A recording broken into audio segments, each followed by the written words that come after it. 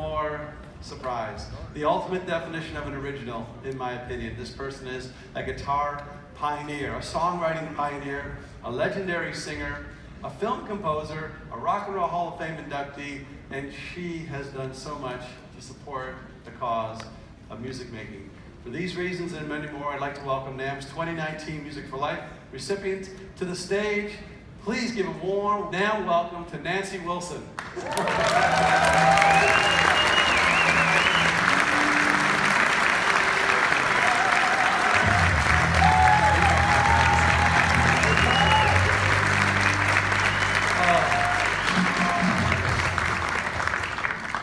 Thank you for being with us and getting up early. I think you've got a busy schedule today. I just think that's such an important opportunity to kind of ask a little bit about your career as it relates to our theme of the originals. I mean, and as being one of the first women guitar right out front, did you encourage or get encouragement or face barriers? I'd love to hear a little bit of that. Well, as a kid, when the Beatles happened, that was the lightning bolt that struck us, me and my sister Ann.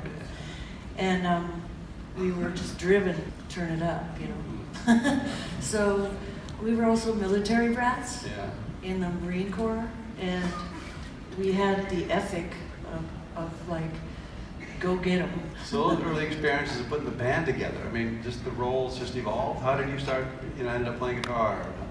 Well, guitar is my muse. And Anne was, born to sing. And in our family, aunts and uncles with ukuleles and piano lessons and lots of harmony singing in the car and around campfires and fireplaces and, every kind of how old were you then? What's the age that you're talking about? Is this very young? Oh my gosh. Okay. And we were singing old Irish pub tunes with our grandparents, before we even had guitars. Yeah. So, the Great Titanic and songs like Lydia Pinkham and off-color pub songs too. And so, we were kind of in there like dirty shirts when we finally got real guitars and started playing and trying to write songs. We were talking about creativity and originality, talking about the role of the studio for you and the band. How did you approach being in the studio and thinking about being free to create and being free to try new things? Well, going in the studio used to be part of the writing process before it got too expensive. And so we had time, we had record companies putting their money into us as a development kind of a situation. And so they would help us get on the road and they would help us get recorded.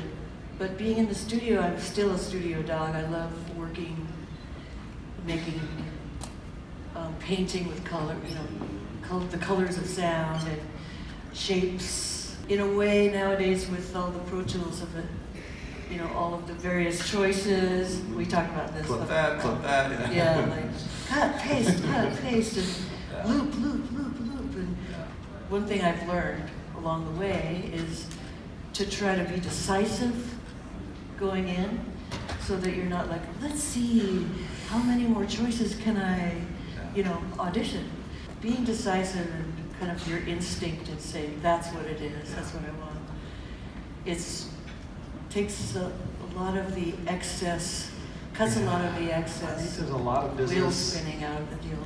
People can get too caught up in trying to make it perfect. Yeah. Or going one more and say, no, it's time, launch, I think Steve Jobs used to have that saying, real men shift. One of the things in business, a lesson for us is the continual growth, the change, and trying new things in careers and everything. You're talking about scoring and going into a whole new environment. This isn't rock on stage. Right. Turn it up, and this is like the nuance of following film and writing music for film and playing with others for film. Right. How'd that go? Well, that was that's a lesson in knowing how to shut up, basically, when to stop, when to give it the breath and the space. Because in songwriting, you're trying to tell your story with lyrics and music, and when you're writing for picture, there's already some dialogue there. You don't want to walk all over that. Yeah. So you're trying to support it by being almost as invisible as possible.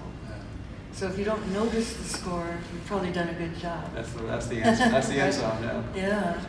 You mentioned, being in the studio with real kind of classical musicians and coming in, sitting down, put the case down. Okay, everybody, they're all reading music and they're all watching. I know the first score thing I ever did was for my ex-husband's movie called Say Anything, and I was the guitar player on the session, and I walked in there, and they had charts.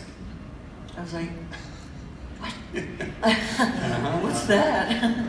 I mean, I knew how to read music, but I hadn't read a chart, I'd been a kid when I was reading music. The idea that, I was just thinking about how you've found so many ways to be creative and continually keep that drive. What still inspires you? What still musically, or what still gets you thinking creatively? When you've done so much and you can say, oh, I'm good, I got it, what makes you still? I think being a creative person, you spend a lot of time dreaming up things that you want to say, or how you want something to sound, or how you want to affect somebody that's listening. Like, we've always had amazing fans that are really loyal and they're dedicated, and you saved my life, with your songs, and it really means a lot to people. I think that's for our members, and these are other people who are making and bringing this stuff to market and having such an influence. I think that's an interesting part. We probably don't understand some of the influence we have sometimes on people. Yeah. And so obviously you must have gone into music stores when you were young. Yeah. Any experiences that you could recall to say, wow, okay, that was that person helped inspire me? There was a little music store I could walk to in my neighborhood. It was called Bandstand East near Seattle, Washington. And it was a little ma and pa establishment, and they had good guitars, because the guitar I had was a rental $30 guitar, sort of a plywood type thing. And you could not ever play an F to save your life on that thing. It's a life without F. Yeah. So they had good guitars in there, so I'd go in there and hang around and play them and learn how to play. And I was really showing off all the time. I was probably 12. I was showing off as hard as I could show off, and people would stop and go, well, what? Like, that's not so bad for a little gal. And I was like, yeah, see? And so I just, I made it my purpose to be flashy and cool with guitar playing.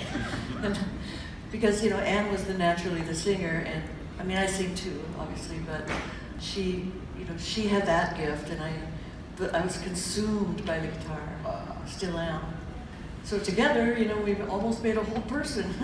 I think it's funny, the idea of people, you remember your first music store. I know a lot of people I talk to remember their music teacher by name. Even presidents who talk about their music background remember their first teacher. It's so interesting, the influence that someone can have. Yeah, well, it's really cool. There's definitely magic to it.